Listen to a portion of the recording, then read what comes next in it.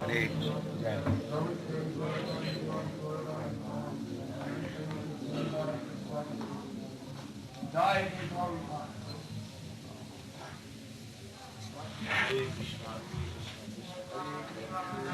Where is Kṛṣṇa book?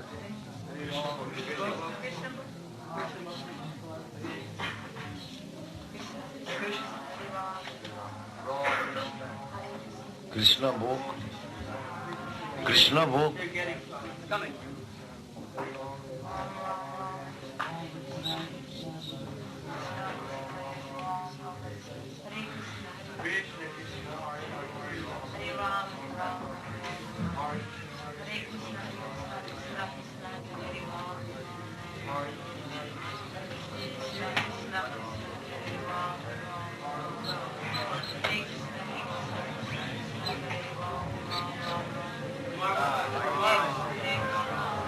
It's nicely done.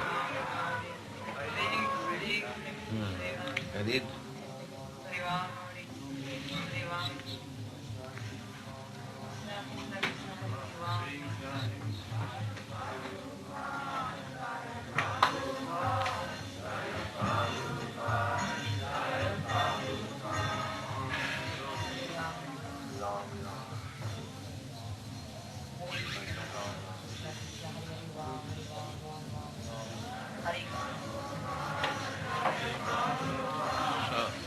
Read Advent of Kṛṣṇa.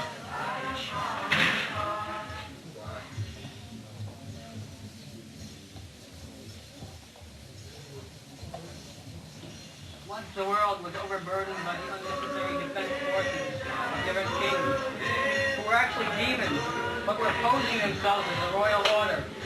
At that time, the whole world became perturbed, and the predominating deity of this earth, known as Bhumi, went to see Lord Brahma to tell of her calamities due to the demoniac queen. Bhumi assumed the shape of a cow and presented herself before Lord Brahma with tears in her eyes. She was bereaved and was weeping just to invoke the Lord's compassion. She related the calamitous position of the earth, and after hearing this, Lord Brahma became much aggrieved, and he at once started for the ocean of milk, where Lord Vishnu resides. Lord Brahma was accompanied by all the demigods, headed by Lord Shiva, and Bhumi also followed. Arriving on the shore of the milk ocean, Lord Brahma began to pacify the Lord Vishnu, who formerly saved the earthly planet by assuming the transcendental form of a boar. In the Vedic mantras, there is a particular type of prayer called a Purusha Shukta. Generally, the demigods offer their obeisances unto Lord Vishnu, the Supreme Personality of Godhead, by chanting the Purusha Shukta. It is understood herein that the predominating deity of every planet can see the Supreme Lord of this universe, Brahma, whenever there is some disturbance in his planet. And Brahma can approach the Supreme Lord, Vishnu, not by seeing him directly, but by standing on the shore of the ocean of milk. There is a planet within this universe called Sweta-dweep, and on that planet there is an ocean of milk. It is understood from various Vedic literatures that just as there is an ocean of salt water within this planet, there are various kinds of oceans in other planets. Somewhere there is an ocean of milk, somewhere there is an ocean of oil, and somewhere there is an ocean of liquor, and many other types of oceans. Purusha Shukta is the standard prayer which the demigods recite to appease the Supreme Personality of Godhead, Kṛṣṇa Vishnu. Because he is lying on the ocean of milk,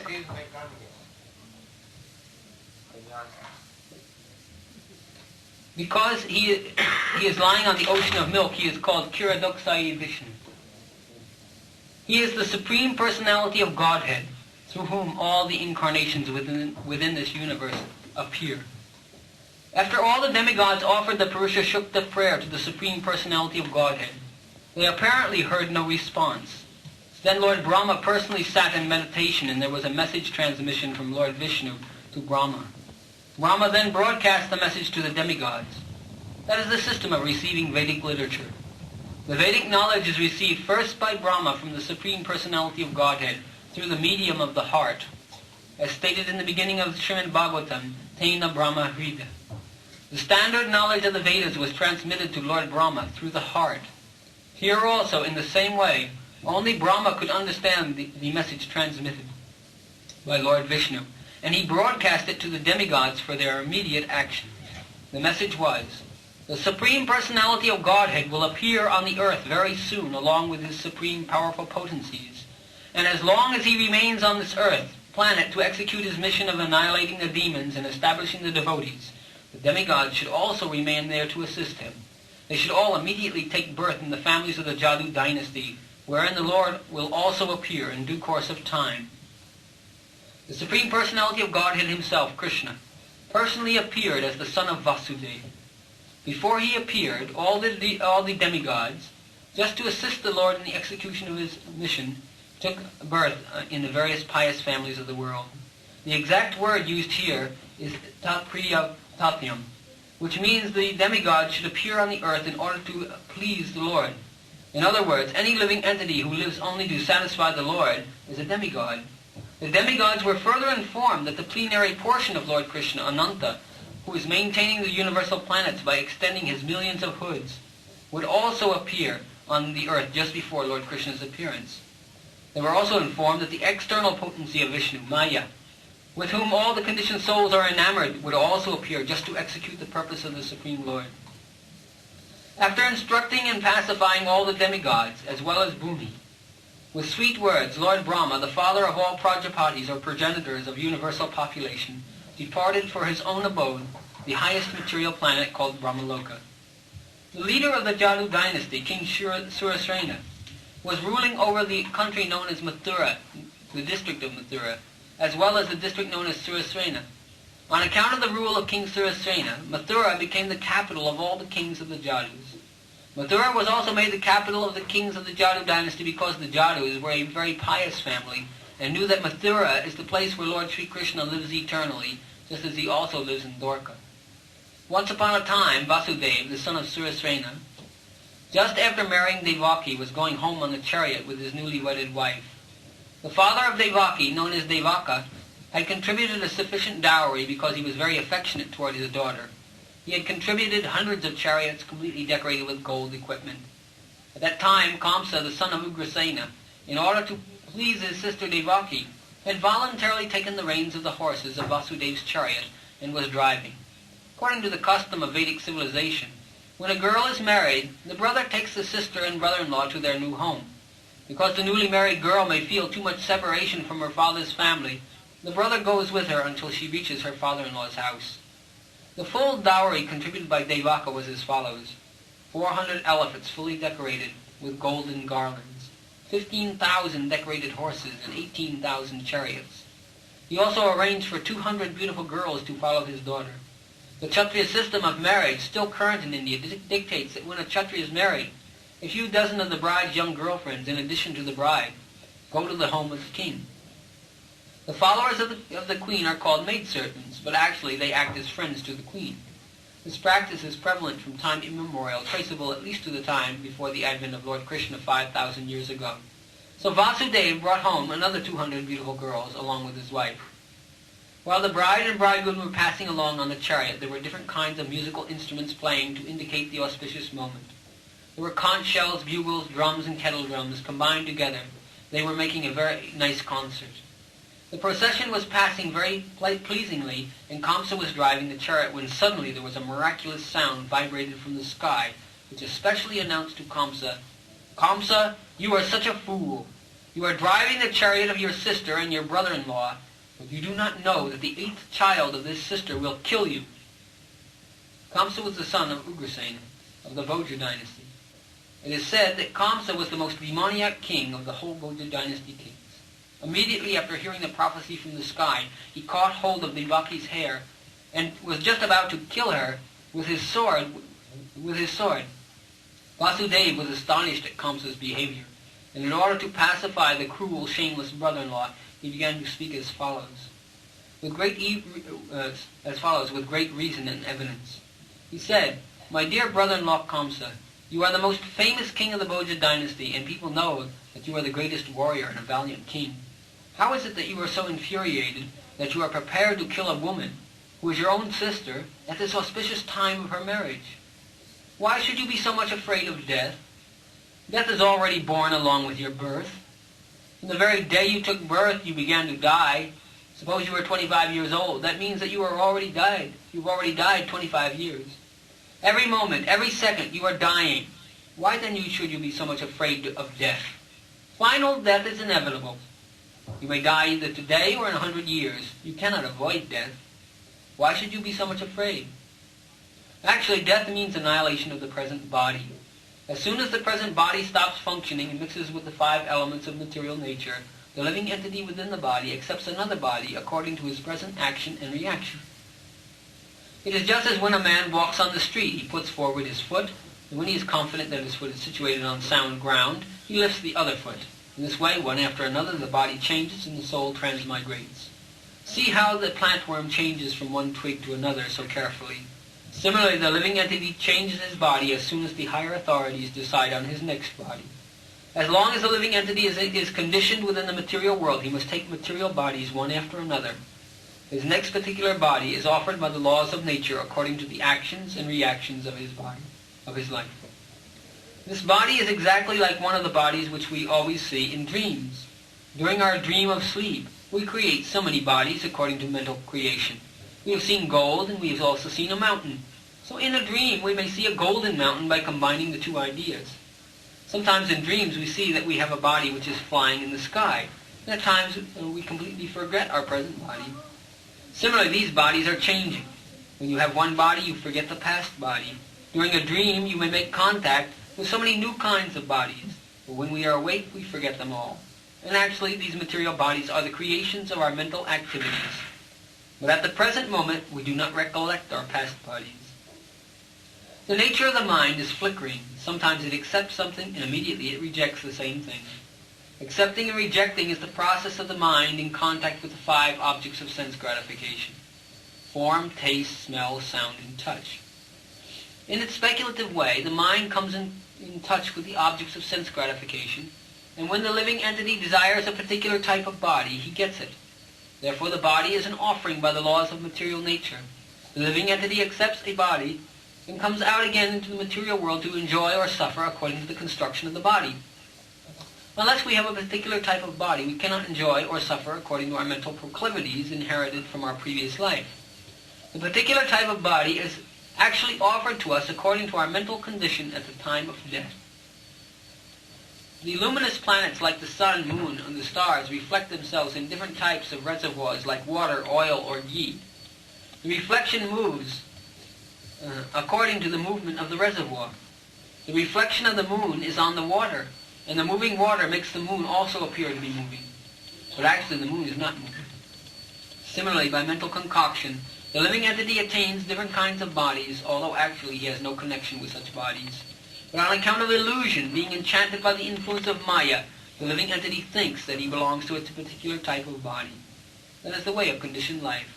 Suppose a living entity is now in a human form of body. He thinks that he belongs to the human community, or a particular country or particular place. He identifies himself in that way and unnecessarily prepares for another body which is not required by him. Such desires and mental concoctions are the cause of different types of body. The covering influence of material nature is so strong that the living entity is satisfied in whatever body he gets, and he identifies with that body with great pleasure. Therefore, I beg to request you not to be overwhelmed by the dictation of your mind and body. Vasudeva thus requested Kṛṣṇa not to be envious of his newly married sister. One should not be envious of anyone, because envy is the cause of fear both in this world and in the next, when one is before Yamaraj, the Lord of punishment after death. Vasudeva appealed to Kṛṣṇa on behalf of Devaki, stating that she was his younger sister. He also appealed at an auspicious moment at the time of marriage. A younger sister or brother are supposed to be protected as one's children. The position is overall so delicate, Vasudeva reasons, that if you kill her, it will go against your high reputation. Vasudeva tried to pacify Kṛṣṇa by good instruction, as well as by philosophical discrimination. But Kṛṣṇa was not to be pacified because his association was demoniac. Because of this demoniac association, he was always a demon, although born in a very high royal family. A demon never cares for any good instruction. He is just like a determined thief. One can give him moral instruction, but it will not be effective. Similarly, those who are demoniac or atheistic by nature can hardly assimilate any good instruction, however authorized it may be. That is the difference between demigod and demon. Those who can accept good instruction and try to live their lives in that way are called demigods, and those who are unable to take good instruction are called demons. Failing in his attempt to pacify Kṛṣṇa, Vasudeva wondered how he would protect his wife Devaki. When there is imminent danger, an intelligent person should try to avoid the dangerous position as far as possible. And if in spite of endeavoring by all intelligence one fails to avoid the dangerous position, there is no fault on his part. One should try his best to execute his duties, but if the attempt fails, he is not at fault. Devaki thought of his wife as follows: "For the present, let me save the life of Devaki, then later on, if there are children, I shall see how to save them." He further thought, if in the future I get a child who can kill Kṛṣṇa, just as Kṛṣṇa is thinking, then both Devaki and the child will be saved from the law of providence, because the law of providence is inconceivable. But now, some way or other, let me save the life of Devaki. There is no certainty how a living entity contacts a certain type of body, just as there is no certainty how the blazing fire comes in contact with a certain type of wood in the forest. When there is a forest fire, it is experienced that the blazing fire sometimes leaps over one tree and catches another by the influence of the wind. Similarly, a living entity may be very careful and fearful in the matter of executing his duties, but it is still very difficult for him to know what type of body he is going to get in his next life. Maharaj Bharat was very faithfully executing the duties of self-realization, but by chance he contracted temporary affection for a deer, and he had to accept his next life in the body of a deer. Vasudeva, after deliberating on how to save his wife, began to speak to Kṛṣṇa with great respect, although Kṛṣṇa was the most sinful man. Sometimes it happens that a most virtuous person like Vasudeva has to flatter a person like Kṛṣṇa, a most vicious person. That is the way of all diplomatic transactions. Although Vasudeva was deeply aggrieved, he presented himself outwardly as cheerful. He addressed the shameless Kṛṣṇa in that way because he was so atrocious. Vasudeva said to Kṛṣṇa, "My dear brother-in-law, please consider that you have no danger from your sister. You are awaiting some danger because you have heard a prophetic voice in the sky. But the danger is to come from the sons of your sister, who are not present now, and who knows, there may or may not be sons in the future. Considering all this, you are safe for the present. Now there is cause of fear from nor is there cause of fear from your sister. If there are any sons born of her, I promise that I shall present all of them to you for necessary action." Kṛṣṇa knew the value of Vasudeva's word of honor, and he was convinced by his argument. For the time being, he desisted from the heinous killing of his sister. Thus Vasudeva was pleased and praised the decision of Kṛṣṇa. In this way he returned to his home. After due course of time, Vasudeva and Devaki gave birth to 8 male children, as well as 1 daughter. When the first son was born, Vasudeva kept his word of honor and immediately brought the child before Kṛṣṇa. It is said that Vasudeva was very much elevated and famous for his word of honor, and he wanted to maintain this fame. Although it was very painful for Vasudeva to hand over the newly born child, Kṛṣṇa was very glad to receive him. But he became a little compassionate with the behavior of Vasudeva. This event is very exemplary. For a great soul like Vasudeva, there is nothing considered to be painful in the course of discharging one's duty. A learned person like Vasudeva carries out his duties without hesitation. On the other hand, a demon like Kṛṣṇa never hesitates in committing any abominable action. It is said, therefore, that a saintly person can tolerate all kinds of miserable conditions of life. A learned man can discharge his duties without awaiting favorable circumstance. A heinous person like Kṛṣṇa can act in any sinful way, and a devotee can sacrifice everything to satisfy the Supreme Personality of Godhead. Kṛṣṇa became satisfied by the action of Vasudeva. He was surprised to see Vasudeva keeping his word, and being compassionate upon him and pleased, he began to speak as follows: "My dear Vasudeva, you need not present this child to me. I am not in danger from this child. I have heard that the 8th child born of you and Devaki will kill me. Why should I accept this child unnecessarily? You can take him back." When Vasudeva was returning home with his firstborn child, although he was pleased by the behavior of Kṛṣṇa, he could not believe in him because he knew that Kṛṣṇa was uncontrolled. An atheistic person cannot be firm in his word of honor. One who cannot control the senses cannot be steady in his determination. The great politician Janmāṣṭamī said, "Never put your trust in a diplomat or in a woman." Those who are addicted to unrestricted sense gratification can never be truthful, nor can they be trusted with any faith. That time the great sage Narada came to Kṛṣṇa.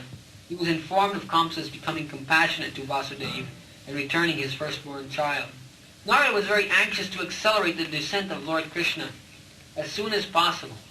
He therefore informed Kṛṣṇa that personalities like Nanda Maharaj and all the cowherd men and girls and the wives of the cowherd men in Vrindavan, and on the other side Vasudeva, his father, and Surasena, and all his relatives born in the family of Vrishni and the Yadu dynasty, were preparing for the appearance of the Lord. Narada warned Kṛṣṇa to be careful of the friends and well-wishers and all the demigods taking birth in those families. Kṛṣṇa and his friends and advisors were all demons. Demons are always afraid of demigods.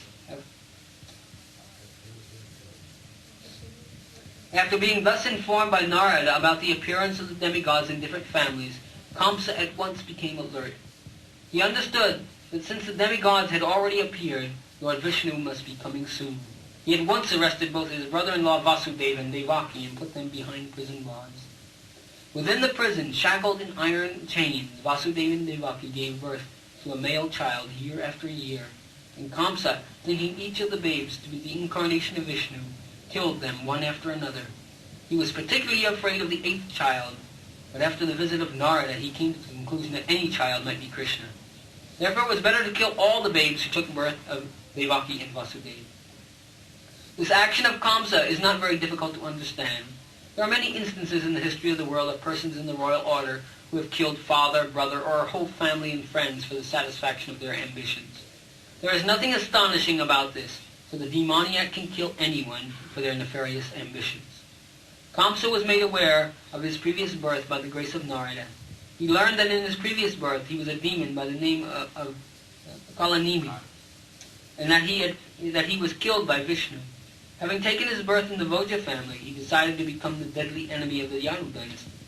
Kṛṣṇa was going to take his birth in that family, and Kṛṣṇa was very much afraid that he would be killed by Kṛṣṇa, just as he was killed in his last birth. He first of all imprisoned his father Ugrasena, because he was the chief king among the Jadu, Bhoga, and Andaka dynasties.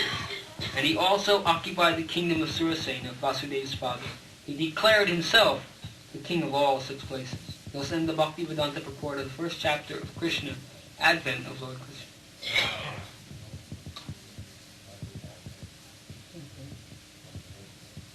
Prayers by the demigods for Lord Kṛṣṇa in the womb. King Kṛṣṇa not only occupied the kingdoms of the Jadu, Bhoga, and Andaka dynasties and the kingdom of Surasena, but he also made alliances with all the other demoniac kings as follows: the demon Pralamba, demon Baka, demon Chanura, demon Trinavarta, demon Agasura, demon Mustika, demon Arista, demon Dvida, demon Putana, demon Kesi, demon Dainaka. At that time, Jarasandha, the king of Madhya province, known as the present Bihar state, thus by his diplomatic diplomacy, Kṛṣṇa consolidated the most powerful kingdom of his time under the protection of Jarasandha. He made further alliances with such kings as Banasura and Balmasura. Until he was the strongest. Then he began to behave most inimically toward the Yadu dynasty into which Kṛṣṇa was to take his birth.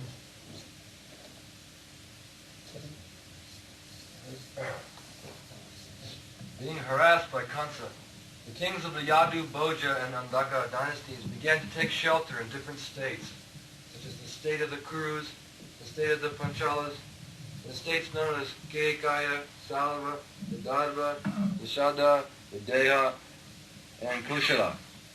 Kṛṣṇa broke the solidarity of the Jadu kingdom, as well as the Bhoja and Andaka. He made his position the most solid within the vast tract of land known at that time as Bharatvarsha. When Kṛṣṇa killed the 6 babies of Devaki and Vasudeva, one after another, many friends and relatives of Kṛṣṇa approached him and requested him to discontinue these heinous activities. But all of them became worshippers of Kṛṣṇa. When Devaki became pregnant for the 7th time, a plenary expansion of Kṛṣṇa known as Ananta appeared within her womb. Devaki was overwhelmed both with jubilation and lamentation. She was joyful, for she could understand that Lord Vishnu had taken shelter within her womb, but at the same time she was sorry that as soon as her child would come out, Kamsa would kill him. At that time, the Supreme Personality of Godhead, Kṛṣṇa, being compassionate upon the fearful condition of the Jadus, due to atrocities committed by Kamsa, ordered the appearance of his Yogamaya, or his internal potency.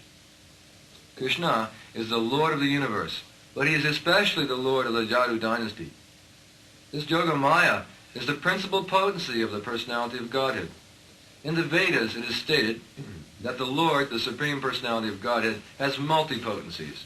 Parasya saktir vividaiva shuyate. All the different potencies are acting externally and internally, and Yogamaya is the chief of all potencies. He ordered the appearance of Yogamaya in the land of Vrajabhumi, in Vrindavana, which is always decorated and full with beautiful cows.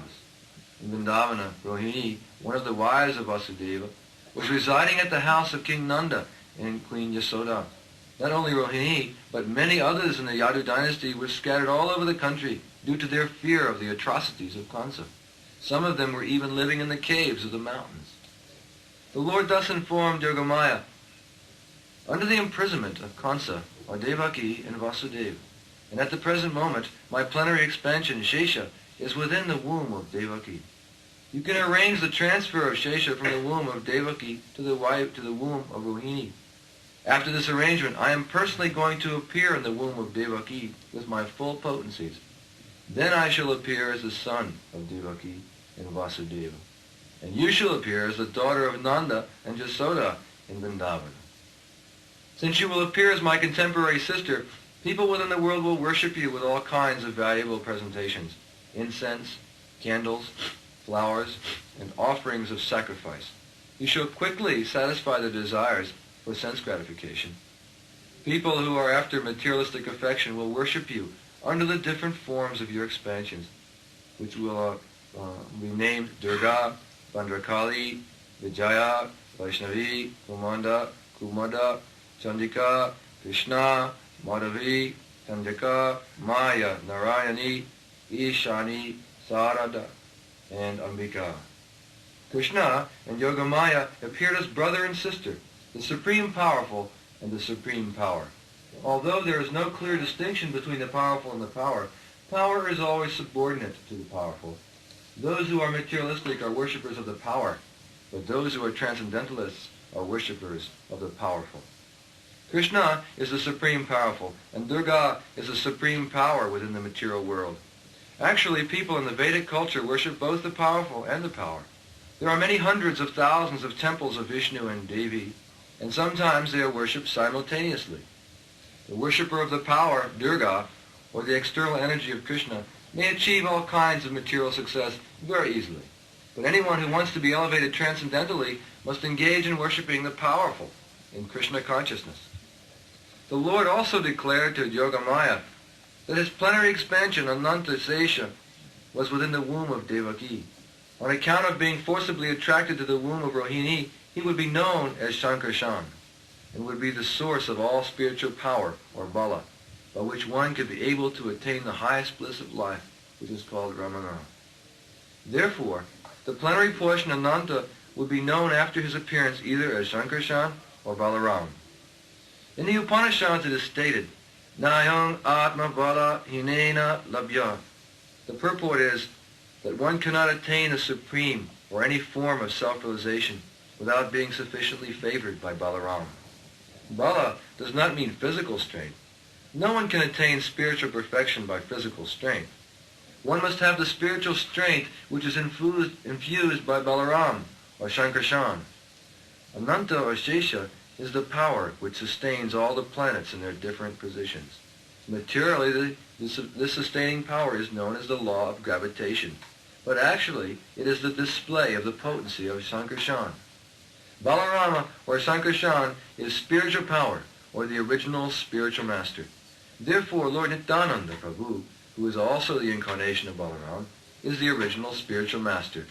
And the spiritual master is the representative of Balaram, the Supreme Personality of Godhead, who supplies spiritual strength. In the Chaitanya Charitamrita, it is confirmed that the spiritual master is the manifestation of the mercy of Kṛṣṇa. Maya was thus ordered by the Supreme Personality of Godhead, she circumambulated the Lord and then appeared within this material world according to his order. When the Supreme Powerful Personality of Godhead transferred Lord Shesha from the womb of Devaki to the womb of Rohini, both of them were under the spell of Yogamaya, which is also called Yoga Nidra. When this was done, people understood that Devaki's seventh pregnancy was a miscarriage. Thus, although Balarama appeared as the son of Devaki, he was transferred to the womb of Rohini to appear as her son. After this arrangement, the Supreme Personality of Godhead, Kṛṣṇa, who was always ready to place his full potencies in his unalloyed devotees, entered as the Lord of the whole creation within the mind of Vasudeva. It is understood in this connection that Lord Kṛṣṇa first of all situated himself in the unalloyed heart of Devaki. He was not put into the womb of Devaki by seminal discharge. The Supreme Personality of Godhead, by his inconceivable potency, can appear in any way. It is not necessary for him to appear in the ordinary way, by seminal injection within the womb of a woman. When Vasudeva was sustaining the form of the Supreme Personality of Godhead within his heart, he appeared just like the glowing sun, whose shining rays are always unbearable and scorching to the common man. The form of the Lord situated in the pure unalloyed heart of Vasudeva is not different from the original form of Kṛṣṇa. The appearance of the form of Kṛṣṇa anywhere, and specifically within the heart, is called Dhamma. Dhamma does not only refer to Krishna's form, but his name, his form, his quality,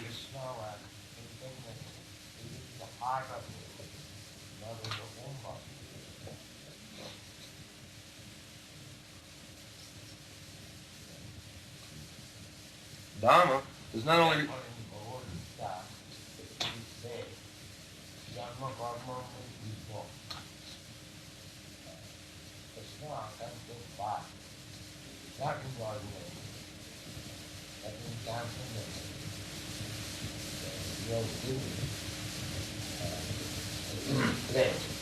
everyone's heart is there, Krishna. So it's not going to appear from anywhere. So he appeared from the heart of the womb, not from the state of the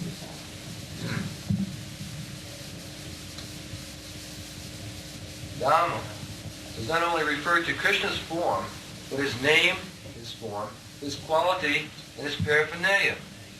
Everything becomes manifested simultaneously. Thus the eternal form of the Supreme Personality of Godhead with full potencies was transferred from the mind of Vasudeva to the mind of Devaki, exactly as the setting sun's rays are transferred to the full moon rising in the east. Kṛṣṇa, the Supreme Personality of Godhead, entered the body of Devaki from the body of Vasudeva. He was beyond the conditions of the ordinary living entity. When Kṛṣṇa is there, it is to be understood that all his plenary expansions, such as Narayana, and the incarnations like Lord Nrsimha, Varaha, and so on, are with him, and they are not subject to the conditions of material existence. In this way, Devaki became the residence of the Supreme Personality of Godhead, who is one without a second, and the cause of all creation. Devaki became the residence of the Absolute Truth, but because she was within the house of Kṛṣṇa, she looked just like a suppressed fire, or like misused vegetation. When fire is covered by the walls of a pot, or is kept in a jug, the illuminating rays of the fire cannot be very much appreciated. Similarly, misused knowledge, which does not benefit the people in general, is not very much appreciated. So Devaki was kept within the prison walls of Kṛṣṇa's palace, and no one could see her transcendental beauty, which resulted from her conceiving the Supreme Personality of Godhead. Kṛṣṇa, however, saw the transcendental beauty of his sister Devaki, and he at once concluded that the Supreme Personality of Godhead had taken shelter in her womb. She had never before looked so wonderfully beautiful. He could distinctly understand that there was something wonderful within the womb of Devaki. In this way, Kṛṣṇa became perturbed. He was sure that the Supreme Personality of Godhead would kill him in the future, and that he had now come. Kṛṣṇa began to think, what is to be done with Devaki? Surely she has Vishnu or Kṛṣṇa within the womb, so it is certain that Kṛṣṇa has become to execute the mission of the demigods. And even if I immediately kill Devaki, his mission cannot be frustrated. Kṛṣṇa knew very well that no one can frustrate the purpose of Vishnu. Any intelligent man can understand that the laws of God cannot be violated. His purpose will be served in spite of all impediments offered by the demons. Kamsa thought, if I kill Devaki at the present moment, Vishnu will enforce his supreme will more vehemently. To kill Devaki just now would be a most abominable act. No one desires to kill his reputation, even in an awkward situation. If I kill Devaki now, my reputation will be spoiled. Devaki is a woman, and she is under my shelter. She is pregnant, and if I kill her, immediately all my reputation, the result of pious activities and duration of life, will be finished. He also further deliberated. A person who is too cruel, even in his lifetime, is as good as dead. No one likes a cruel person during his lifetime, and after his death, people curse him. On account of his self-identification with the body, he must be degraded and pushed into the darkest region of hell. Kamsa thus meditated on all the pros and cons of killing Devaki at that time. Kamsa finally decided not to kill Devaki right away, but to wait for the inevitable future. But his mind became absorbed in animosity against the personality of Godhead. He patiently waited for the deliverance of the child, expecting to kill him, as he had done previously with the other babies of Devaki. Thus being merged in the ocean of animosity against the personality of Godhead, he began to think of Kṛṣṇa and Vishnu while sitting, while sleeping, while walking, while eating, while working, in all the situations of his life. His mind became so much absorbed with the thought of the Supreme Personality of Godhead that indirectly he could see only Kṛṣṇa or Vishnu around him. Unfortunately, although his mind was so absorbed in the thought of Vishnu, he is not recognized as a devotee, because he was thinking of Kṛṣṇa as... That is not Krishna consciousness. Kamsa was always thinking of Krishna. That is not Krishna consciousness. Because you are thinking of Krishna as any. Okay, Krishna consciousness means not as any. Anukullena Krishnanushyanam. Not Pratikullena. Pratikullena means adversely. If we think of Krishna adversely, that is not Krishna consciousness. We must think of Krishna in terms of love and service. That is Krishna. That is the distinction between the demon and the demigod. The demigod or devotees, they think of Krishna even in terms of satisfying Krishna. And the demons also sometimes think of Krishna always, but not favorably, unfavorably. So, thinking of Krishna unfavorably is not Krishna consciousness. There is a distinction. So, The state of mind of a great devotee is also to be always absorbed in Krishna. When a devotee thinks of him favorably, not unfavorably, to think of Krishna favorably is Krishna consciousness, but to think of Krishna unfavorably is not Krishna consciousness. At this time, Lord Brahma and Lord Shiva, accompanied by great sages like Narada, and followed by many other demigods, invisibly appeared in the house of Kṛṣṇa. They began to pray for the personality of Godhead in select prayers, which are very pleasing to the devotees and which reward fulfillment of their desires. The first words they spoke proclaimed that the Lord is true to his vow. yes, somebody. As stated in the Bhagavad Gita, Krishna descends in this material world just to protect the pious and destroy the impious. That is his vow. The demigod could understand that the Lord had taken his residence within the womb of Devaki in order to fulfill this vow.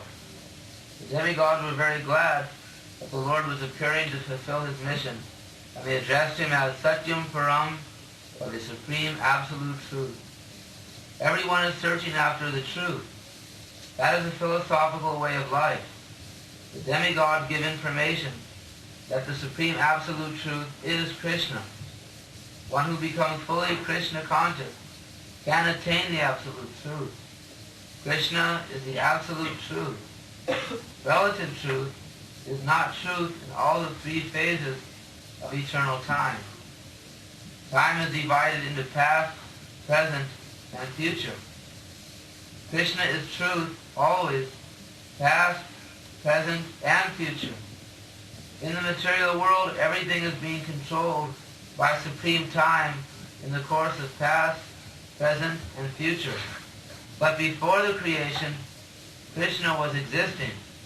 And when there is creation, everything is resting in Kṛṣṇa. And when this creation is finished, Kṛṣṇa will remain. Therefore, he is absolute truth in all circumstances. If there is any truth within this material world, it emanates from the supreme truth, Kṛṣṇa. If there is any opulence within this material world, the cause of the opulence is Kṛṣṇa. If there is any reputation within this material world, the cause of the reputation is Kṛṣṇa. If there is any strength within this material world, the cause of such strength is Kṛṣṇa. If there is any wisdom and education within this material world, the cause of such wisdom and education is Kṛṣṇa. Therefore, Kṛṣṇa is the source of all relative truths. This material world is composed of 5 principal elements: earth, water, fire, air, and ether. And all such elements are emanations from Kṛṣṇa. The material scientists accept these primary 5 elements as the cause of material manifestation. The elements in their gross and subtle states are produced by Kṛṣṇa.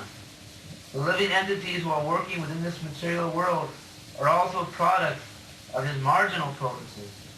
In the 7th chapter of the Bhagavad Gita, it is clearly stated that the whole manifestation is a combination of 2 kinds of energies of Kṛṣṇa, the superior energy and the inferior energy. The living entities are the superior energy, and the dead material elements are his inferior energy. In its dormant stage, everything remains in Kṛṣṇa. The demigods continue to offer their respectful prayers under the supreme form of the personality of Godhead Kṛṣṇa by analytical study of the material manifestation. What is this material manifestation? It is just like a tree. A tree stands on the ground. Similarly, the tree of the material manifestation is standing on the ground of material nature. This material manifestation is compared with the tree because the tree is ultimately cut off in due course of time. A tree is called vriksha. Vriksha means that thing which will be ultimately cut off. Therefore, this tree of the material manifestation cannot be accepted as the ultimate truth. The influence of time is on the material manifestation, but Kṛṣṇa's body is eternal. He existed before the material manifestation. He is existing while the material manifestation is continuing, and when it will be dissolved, he will continue to exist. The Katha Upanishad also cites this example of the tree of material manifestation standing on the ground of material nature. This tree has 2 kinds of fruits, distress and happiness. Those who are living on the tree of the body are just like 2 birds. One bird is the localized aspect of Kṛṣṇa, known as Paramatma, and the other bird is the living entity. The living entity is eating the fruits of this material manifestation. Sometimes he eats the fruit of happiness, and sometimes he eats the fruit of distress. But the other bird is not interested in eating the fruit of distress or happiness because he is self-satisfied. The Katha Upanishad states that one bird on the tree of the body is eating the fruits, and the other bird is simply witnessing. The roots of this tree extend in 3 directions. That means the root of the tree is in the 3 modes of material nature: goodness, passion, and ignorance. Just as the tree's root expands, so by association of the modes of material nature, goodness, passion, and ignorance, one expands his duration of material existence. The taste of the fruits are of 4 kinds: religiosity, economic development, sense gratification, and ultimately liberation. According to the different associations in the 3 modes of material nature, The living entities are tasting different kinds of religiosity, different kinds of economic development, different kinds of sense gratification, and different kinds of liberation. Practically, all material work is performed in ignorance. But because there are three qualities, sometimes the quality of ignorance is covered with goodness or passion. The taste of these material fruits is accepted through five senses. The five sense organs through which knowledge is acquired are subjected to six kinds of whips: lamentation, illusion, infirmity, death, hunger, and thirst. This material body, or the material manifestation, is covered by 7 layers: skin, muscle, flesh, marrow, bone, fat, and semina. The branches of the tree are 8: earth, water, fire, air, ether, mind, intelligence, and ego. There are 9 gates in this body: the 2 eyes, 2 nostrils, 2 ears, 1 mouth, 1 genital, 1 rectum. And there are 10 kinds of internal air passing within the body: prana, apana, udana, yana, samana, etc. The 2 birds seated in this tree, as explained above, are the living entity and the localized Supreme Personality of Godhead.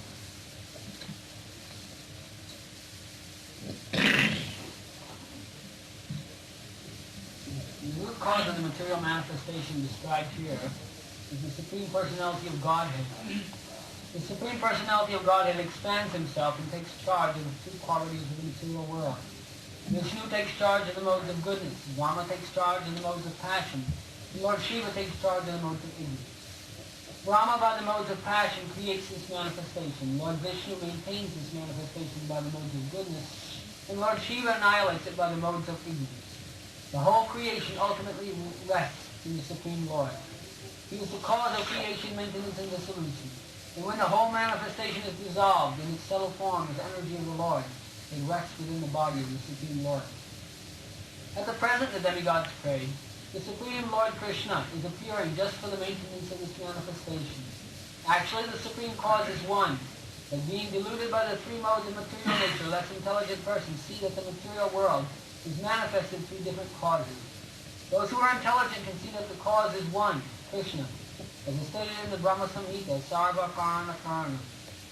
Kṛṣṇa, the Supreme Personality of God, is the cause of all causes. Rama is the deputed agent for creation. Vishnu is the expansion of Kṛṣṇa for maintenance. And Lord Shiva is the expansion of Kṛṣṇa for dissolution. Our dear Lord, the demigods prayed, it is very difficult to understand your eternal form of personality.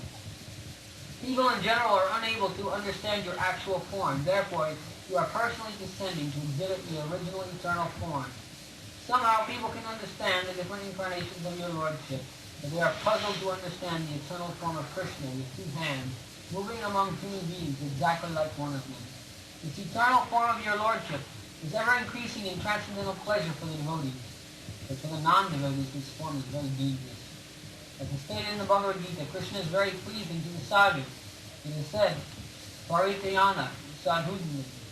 But this form is very dangerous for the demons because Kṛṣṇa also descends to kill the demons.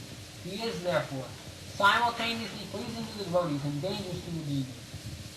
Now, dear Lotus-eyed Lord, you are the source of pure goodness. There are many great sages who simply by samadhi or transcendently meditating upon your lotus feet, and thus being absorbed in your thought, have easily transformed the whole great ocean of nescience created by the material nature to no more than water in a calf's hoofprint. The purpose of meditation is to focus the mind upon the personality of Godhead, beginning from his lotus feet. Simply by meditating on the lotus feet of the Lord, great sages cross over the vast ocean of material existence without difficulty. O self-illumined one, the great saintly persons who have crossed over the ocean of nescience by the help of the transcendental boat of your lotus feet have not taken away that boat. It is still lying there on that shore. The demigods are using a nice simile. One takes a boat to cross the river, the boat also goes with one to the other side, and so when one reaches his destination, how can the same boat be available to those who are still on the other side? To answer this different difficulty, the demigods say in their prayer that the boat is not taken away. The devotees still remain on the other side, are able to pass over the ocean of material nature because The pure devotees do not take the boat with them when they cross over.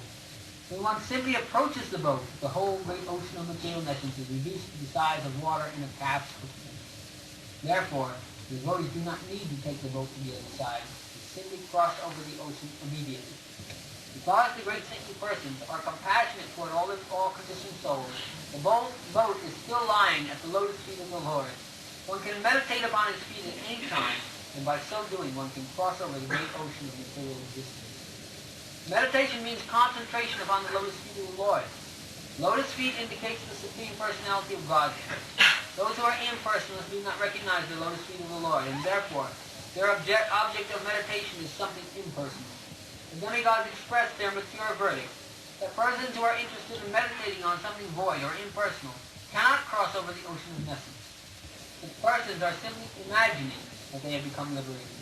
O lotus-eyed Lord, their intelligence is contaminated because they fail to meditate upon the lotus feet of your Lordship.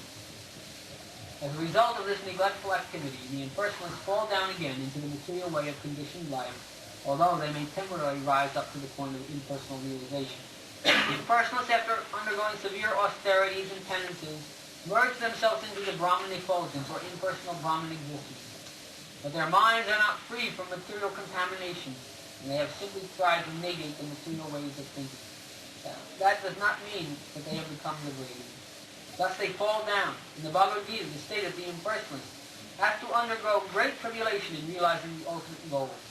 At the beginning of the Srimad Bhagavatam, it is also stated that without devotional service to the Supreme Personality of Godhead, one cannot achieve liberation from the bondage of creative activity. The statement of Lord Kṛṣṇa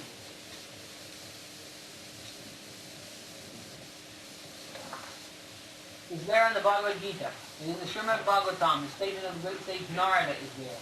And here also the demigods confirm it.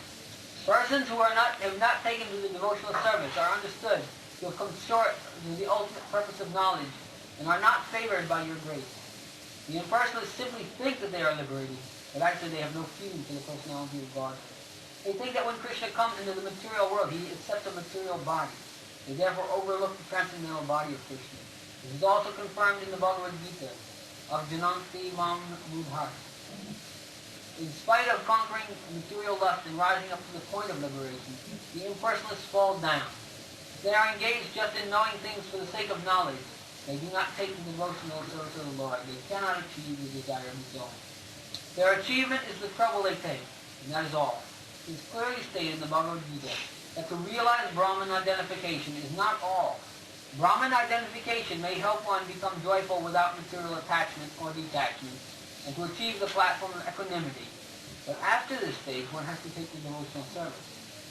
When one takes to the devotional service after being elevated to the platform of Brahman realization, he is then admitted into the spiritual kingdom for permanent residence in association with the Supreme Personality of Godhead. That is the result of devotional service. Those who are devotees of the Supreme Personality of Godhead never fall down like the impersonal. Even if a devotee falls down, they remain affectionately attached to their Lord. They can meet all kinds of obstacles on the path of devotional service, and freely, without any fear, they can surmount such obstacles. Because of their surrender, they are certain that Kṛṣṇa will always protect them. As is promised by Kṛṣṇa in the Bhagavad Gita, my devotees are never vanquished. Our dear Lord, who appeared in your original unalloyed form, the eternal form of goodness for the welfare of all living entities within this material world. Taking advantage of your Lordship, all of them can now very easily understand the nature and form of the Supreme Personality of God. Persons who belong to the four divisions of the social orders, the Brahmacharis, Vyasas, Vanaprasthas, and Sannyasis, can all take advantage of your appearance. All these descriptions are required to understand Kṛṣṇa. Otherwise, these false philosophers and scientists, they take Kṛṣṇa as ordinary human being, anthropomorphism, that they consider that Kṛṣṇa is ordinary man, but some people have accepted him on account of his some uncommon activities, accepted him as God. That is called anthropomorphism. So, to nullify this argument of anthropomorphism, so many descriptions about Kṛṣṇa is given here. we are accepting Krishna not by sentiment, that we have accepted some human being as the Supreme Personality of Godhead. These are the symptoms described by the demigods. So we should carefully hear. Go on. Dear Lord, husband of the goddess of fortune, devotees who are dovetailed to your service do not fall from their high position like the impersonalists. Being protected by you, the devotees are able to traverse over the heads of many of Maya's commanders-in-chief, who can always put stumbling blocks on the path of liberation. So, dear Lord, you appear in your transcendental form for the benefit of the living entities, so that they can see you face to face and offer their worshipful sacrifice, a ritualistic performance of the Vedas, mystic meditation and devotional service, as recommended in the scriptures. Dear Lord, if you did not appear in your eternal transcendental form, full of bliss and knowledge, which can eradicate all kinds of speculative ignorance about your position, then all people would simply speculate about you according to their respective modes of material nature. The appearance of Lord Kṛṣṇa is the answer to all imaginative iconography of the Supreme Personality of Godhead. Everyone imagines the form of the Supreme Personality of Godhead according to his mode of material nature. In Brahma Samhita it is stated that the Lord is the oldest person. Therefore a section of religionists imagine that God must be very old, and therefore they depict a form of the Lord like a very old man. But in the same Brahma Samhita that is contradicted. Although he is the oldest of all living entities, he has his eternal form as a fresh youth. The exact words used in this connection appear in Bhagavatam.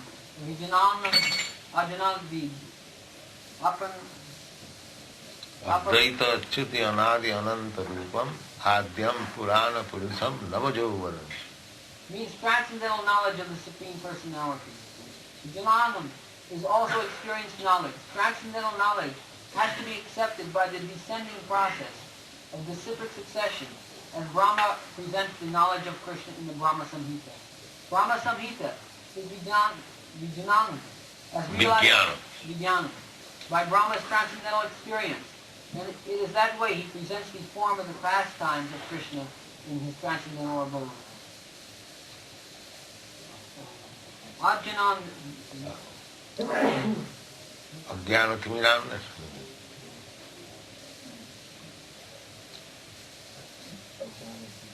Aganavid means that which can match all kinds of speculation. In ignorance, people are imagining the forms of the Lord. Sometimes he has no form, sometimes he has form, according to their different imagination. But the presentation of Kṛṣṇa in the Brahma Samhita is Vijnana, scientific, experienced knowledge given by Lord Brahma and accepted by Lord Chaitanya. There is no doubt about it. Sri Krishna's form, Sri Krishna's flute, Krishna's color, everything is reality. Here it is stated that this Vijnana is always defeating all kinds of speculative knowledge. Therefore, without your appearing as Kṛṣṇa, you are neither Ajnanavid, nescience of speculative knowledge, nor Vijnanam, which is realized. Avijnanavid, Aparamajanam, by your appearance, the speculative knowledge of ignorance will be vanquished, and the real experienced knowledge of authorities like Lord Brahma will be established. Men influenced by the three modes of material nature imagine their own God according to the modes of material nature. In this way, God is presented in various ways.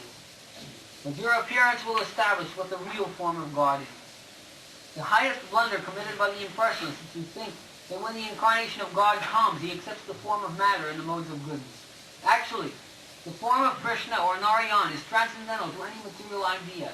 Even the great impersonalist Shankaracharya has admitted that Narayana Hoparo Vakakta, the material creation, is caused by the Avyakta, the impersonal manifestation of matter, or the non-ephemeral total reservation of matter. And Kṛṣṇa is transcendental to that material conception. This is expressed in Srimad Bhagavatam as Sudasattva, or transcendental. He does not belong to the material mode of goodness, and he is above the position of material goodness. He belongs to the transcendental eternal status of bliss and knowledge. Dear Lord, when you appear in your different incarnations, you take different names and forms according to different situations. Lord Kṛṣṇa is your name because you are all attractive. You are called Shyama Sundar because of your transcendental beauty. Shyama means blackish. Yet, as you say, you are more beautiful than thousands of cupids.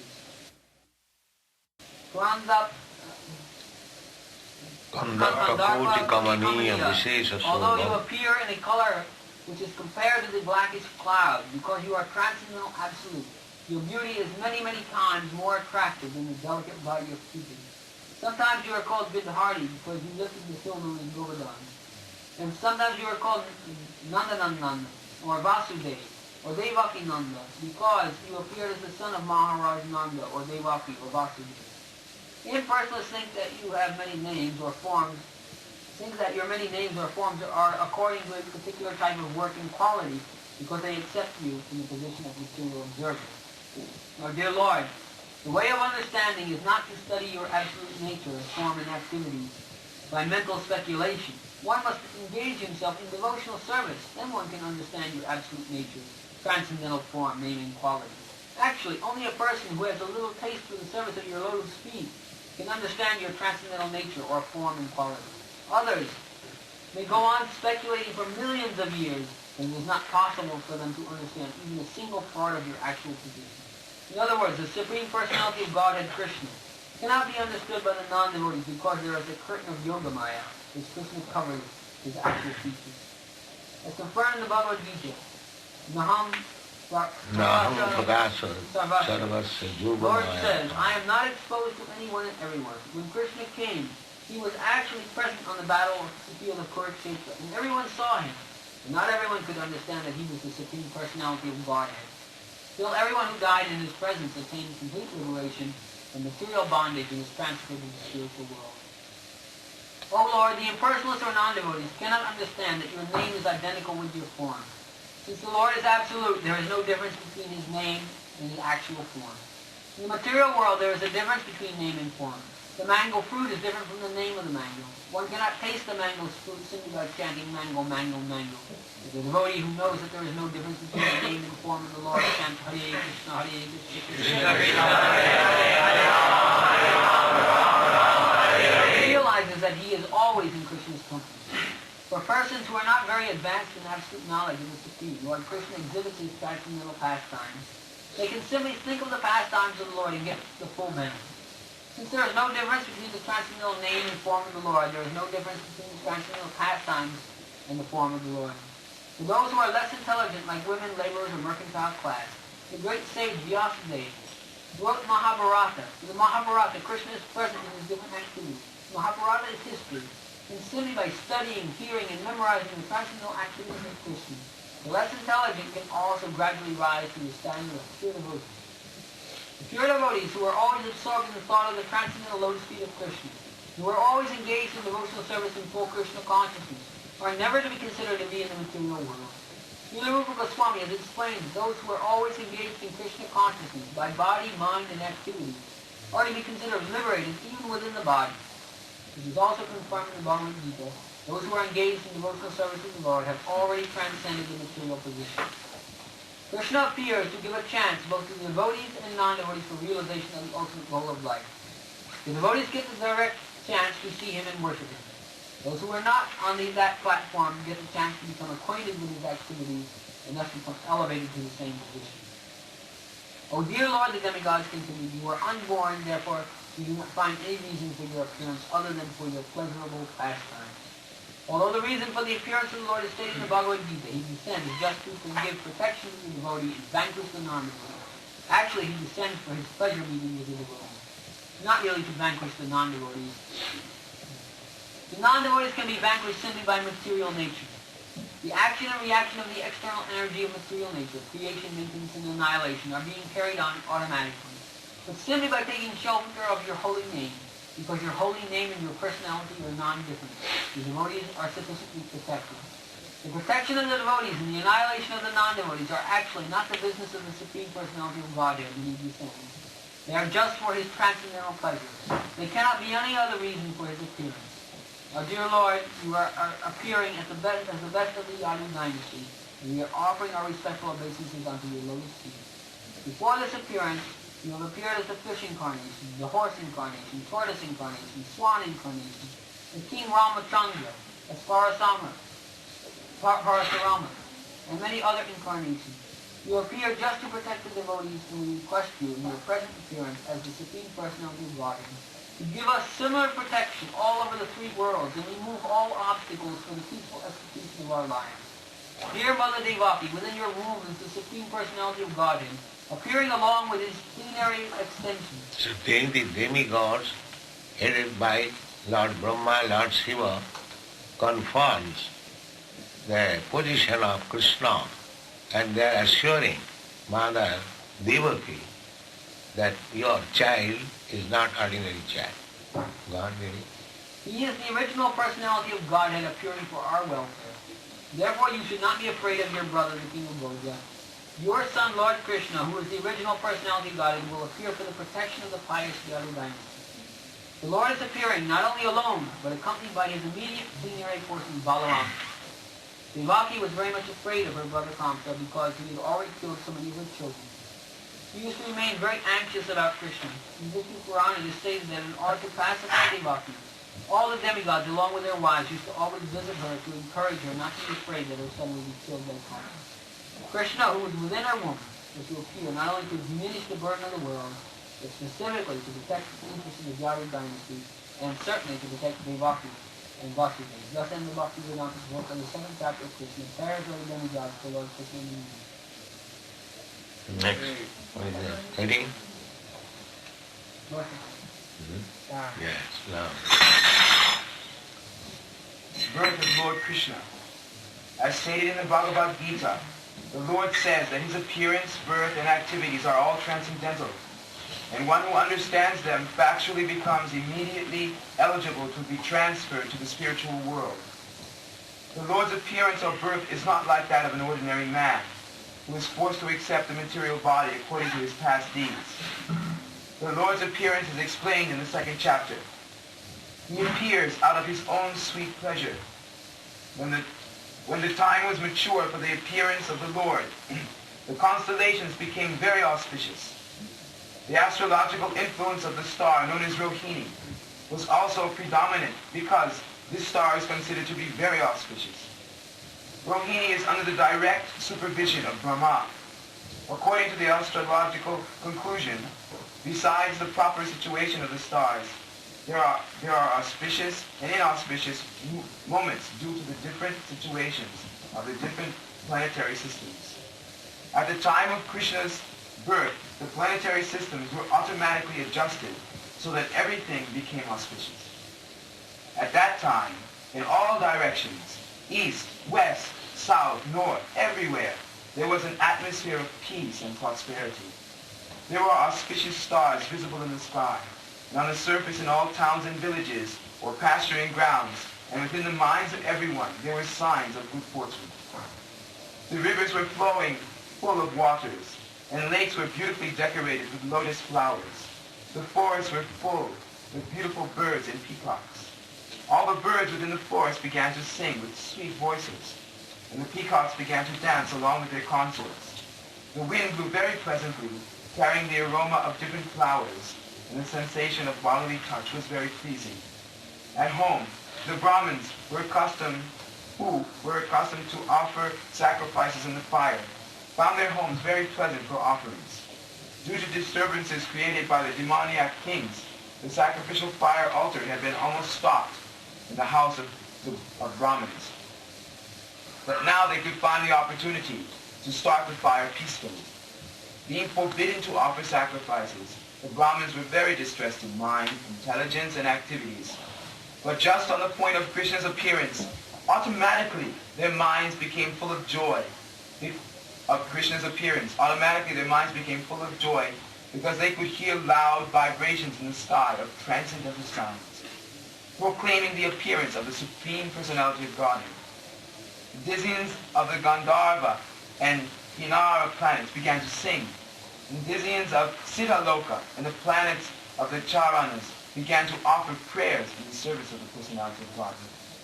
In the heavenly planets, the angels, along with their wives, accompanied by the Apsaras, began to dance. The great sages and demigods, being pleased, began to shower flowers. At the seashore, there was the sound of mild waves, and above the sea, there were clouds in the sky which began to thunder very pleasingly. When things were adjusted like this, Lord Vishnu, who is residing within the heart of every living entity, appeared in the darkness of night as the Supreme Personality of Godhead before Devaki, who also appeared as one of the demigoddesses. The appearance So of Lord Krishna Kṛṣṇa appeared first as Vishnu, Lord Vishnu, four-handed. Then God. The appearance of Lord Vishnu at that time could be compared with the full moon in the sky as it rises on the eastern horizon. The objection may be raised that since Lord Krishna appeared on the 8th day of the waning moon, there could be no rising of the full moon.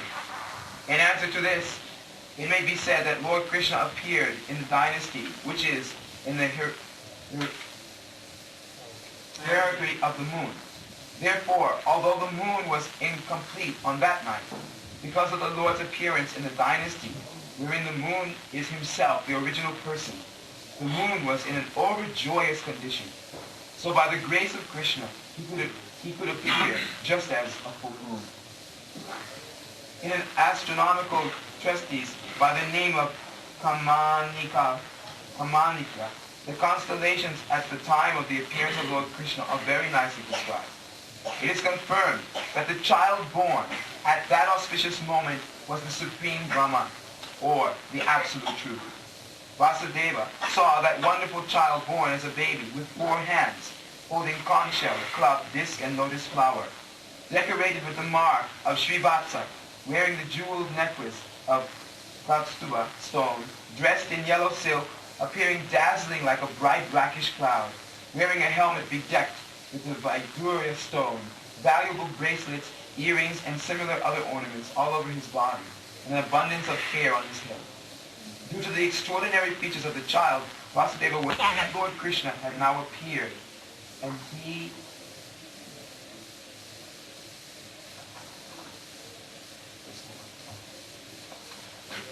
became overpowered by the occasion. Vasudeva very humbly wondered that although he was an ordinary living entity, conditioned by material nature, and was externally imprisoned by Kamsa, the all-pervading personality of Godhead, Vishnu, or Krishna, was appearing as a child in his home, exactly in his original position. No earthly child is born with 4 hands, decorated with ornaments and nice clothing, fully equipped with all the signs of the Supreme Personality of Godhead. Over and over again, Vasudeva glanced at his child, and he considered how to celebrate this auspicious moment. Generally, when a male child is born, he thought, people observe the occasion with jubilant celebrations, and in my home, although I am in prison, the Supreme Personality of Godhead has taken birth. How many millions of times should I be prepared to observe this auspicious ceremony? When Vasudeva who is also called was looking at his newborn baby, he was so happy that he wanted to give many thousands of cows in charity to the Brahmins. According to the Vedic system, whenever there is an auspicious ceremony in the Kshatriya king's palace, the king gives many things in charity. Cows decorated with golden ornaments are delivered to the Brahmins and sages. Vasudeva wanted to perform a charitable ceremony to celebrate Krishna's appearance, but because he was shackled within the walls of Kamsa's prison, this was not possible. Instead, within his mind, he gave thousands of cows to the Brahmins. When Vasudeva was convinced that the newborn child was the Supreme Personality of God himself, he bowed down with folded hands and began to offer him prayers. At that time, Vasudeva, who is in the transcendental position, and he became completely free from all fear of Kamsa. The newborn baby was also flashing his effulgence within the room in which he appeared. Vasudeva then began to offer his prayers. My dear Lord, I can understand who you are. You are the Supreme Personality of Godhead, the super soul of all living entities, and the Absolute Truth. You have appeared in your own eternal form, which is directly perceived by us. I understand that because I am afraid of Kamsa. You have appeared just to deliver me from that fear. You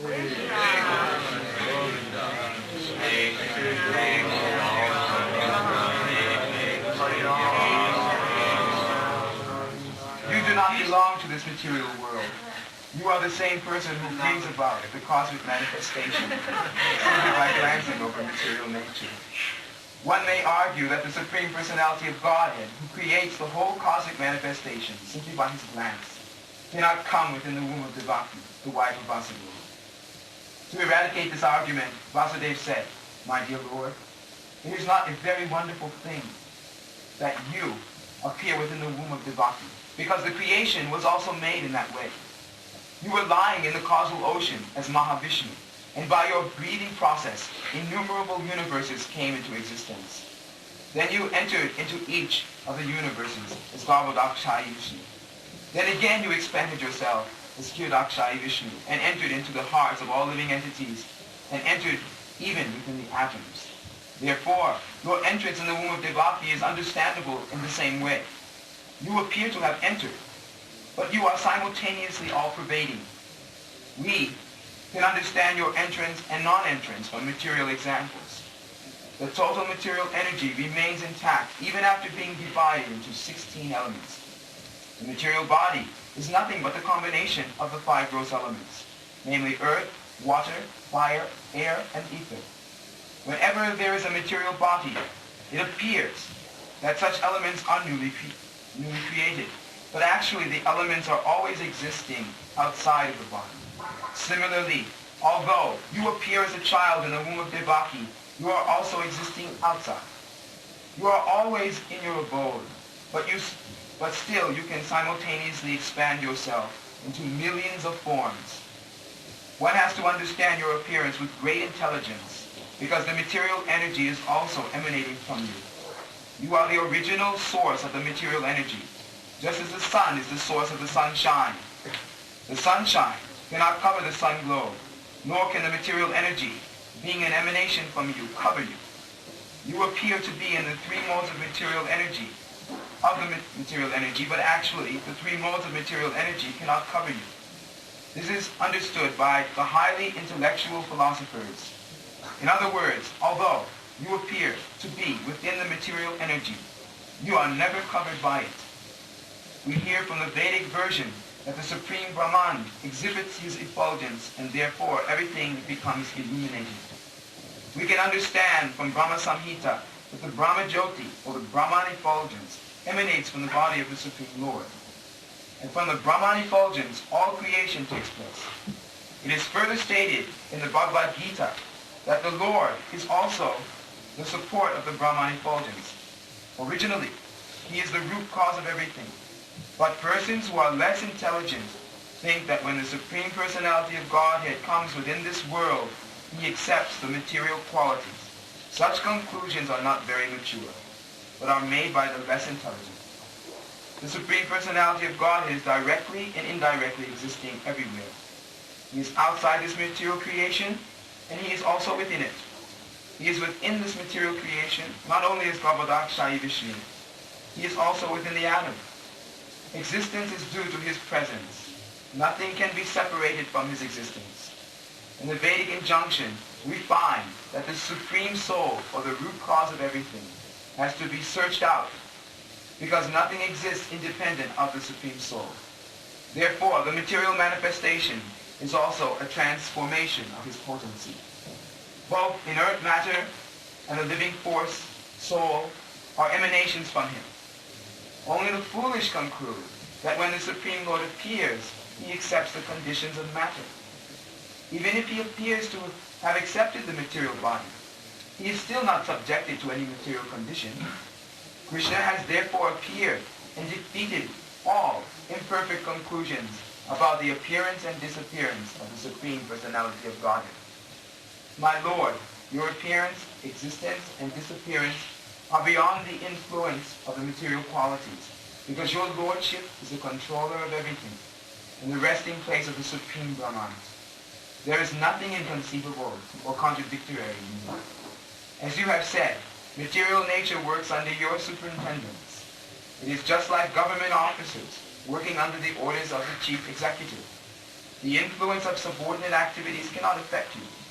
The Supreme Brahman and all phenomena are existing within you, and all the activities of material nature are controlled by your Lordship. You are called Suklam. Suklam, or whiteness, in the symbolic representation of the Absolute Truth. because it is unaffected by the material qualities. Lord Brahma is called Raktat, or red, because Brahma represents the qualities of passion or creation.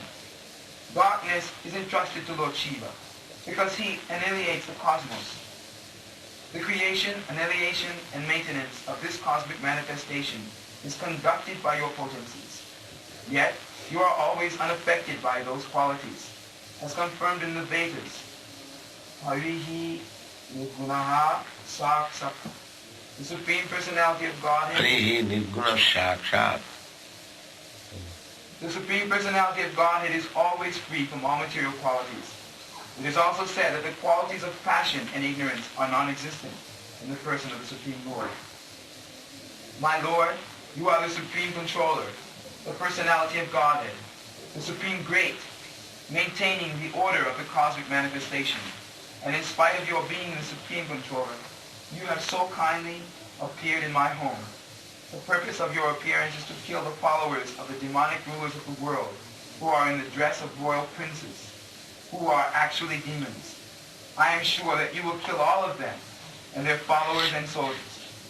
I understand that you have appeared to kill the uncivilized Kamsa and his followers. But knowing that you were to appear to kill him and his followers, he has already killed so many of your predecessors, elder brothers. Now he is simply awaiting the news of your birth. As soon as he hears about it, he will immediately appear with all kinds of weapons to kill you.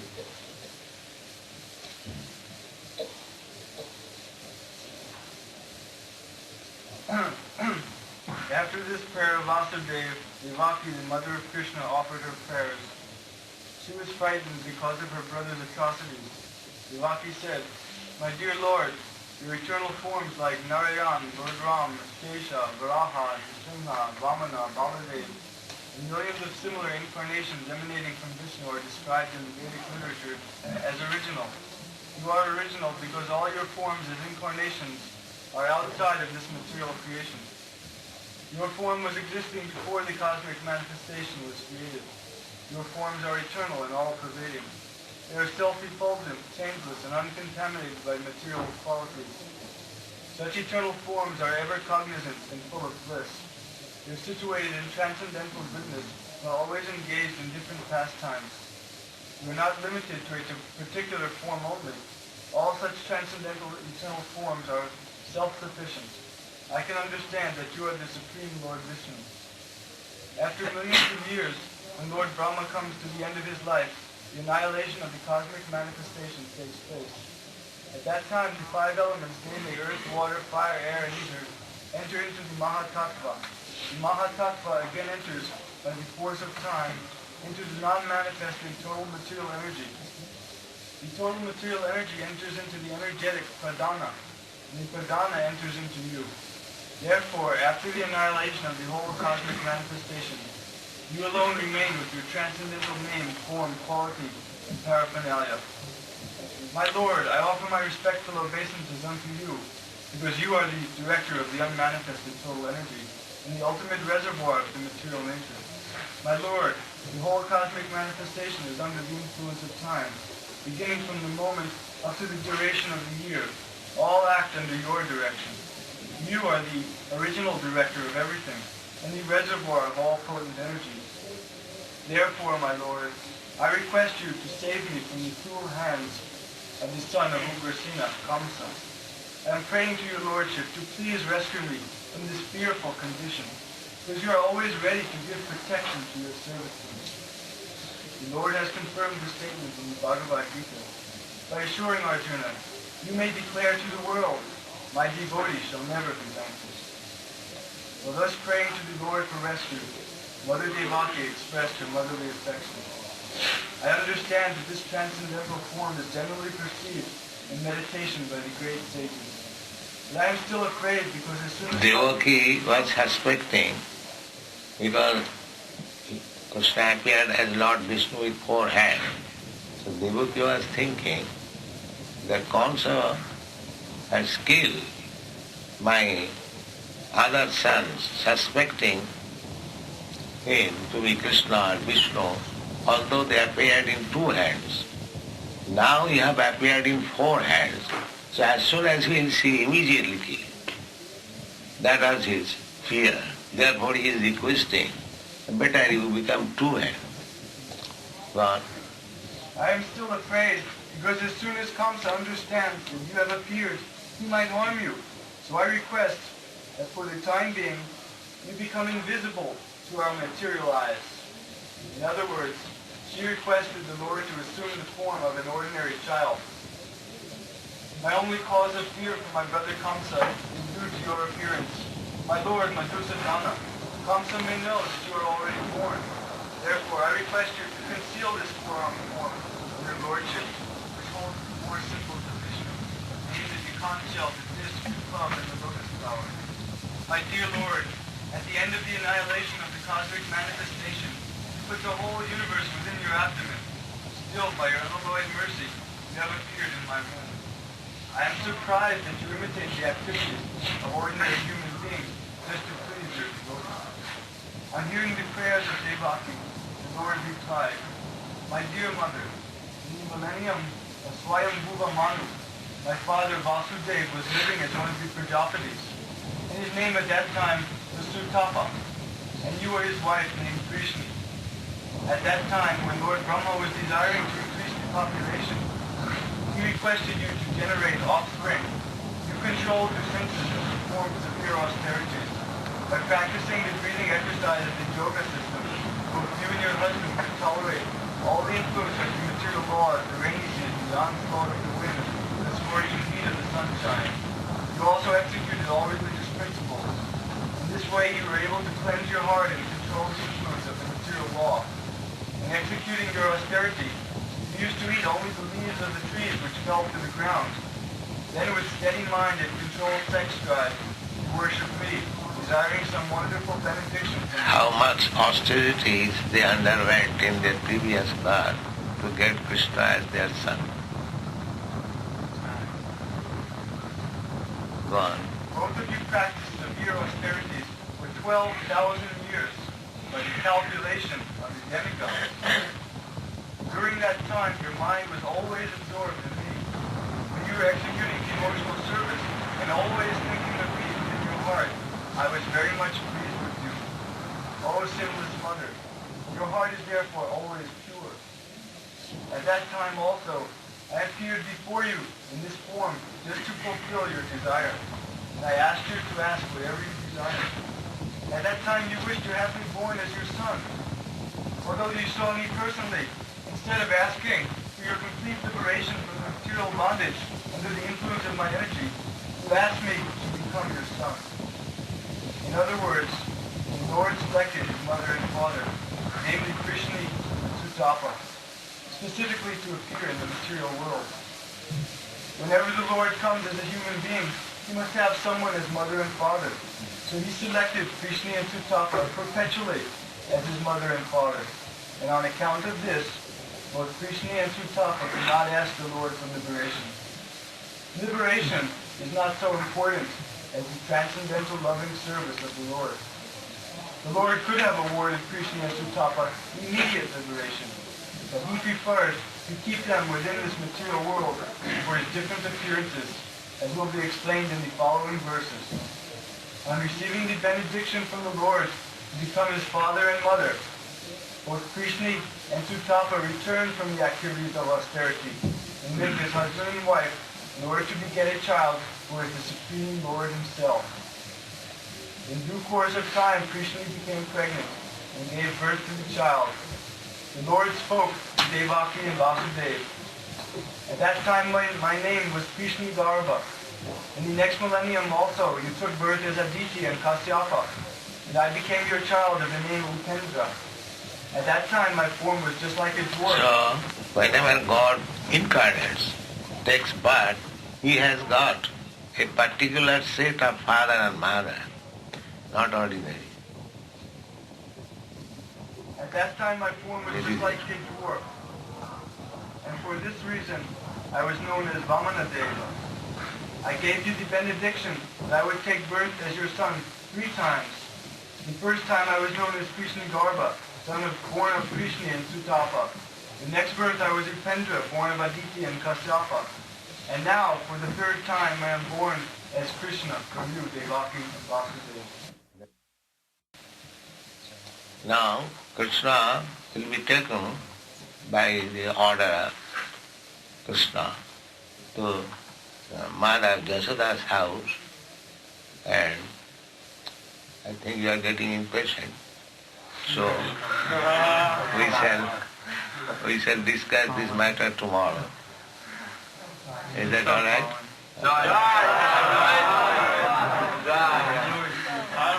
Now we can open. finish the chapter, I think. All right.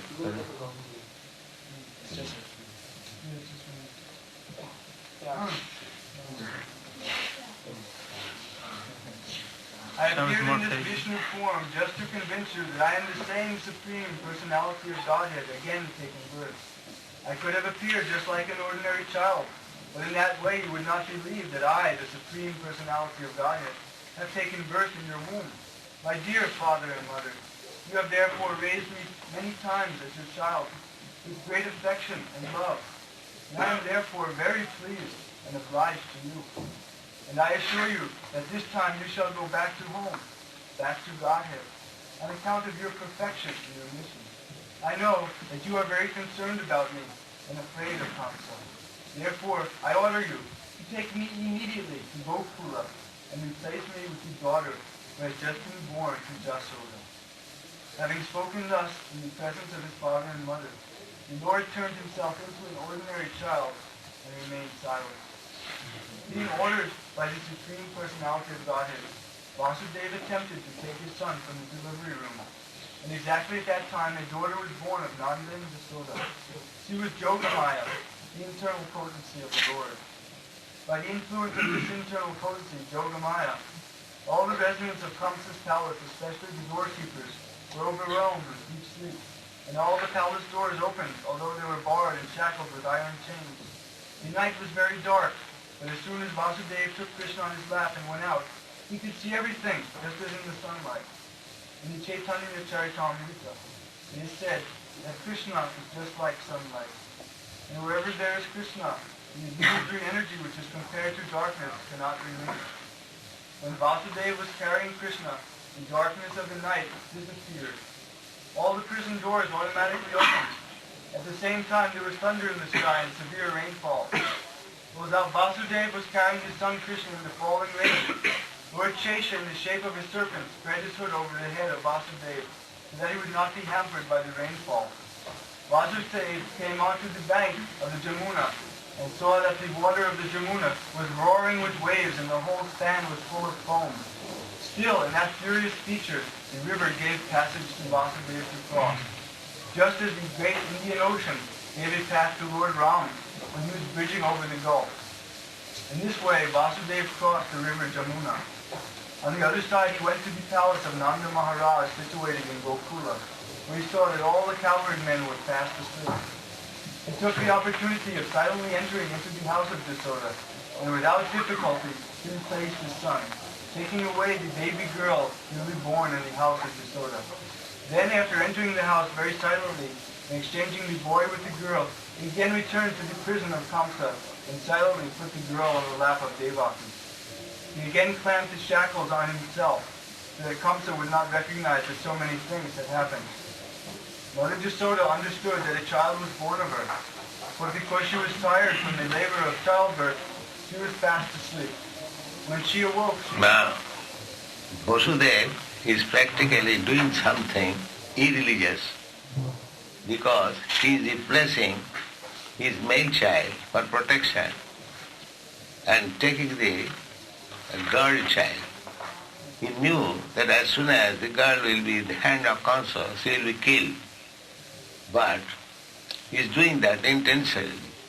So, from Vedic conclusion, it is irreligious. Why he should protect his own child and take other's child to be killed? But the thing is that Vasudeva, although is very religious, he presented all his children in the hands of, but he could not do so in case of Kṛṣṇa. That is all. He broke his promise. So, but Krishna said the devotee can do anything.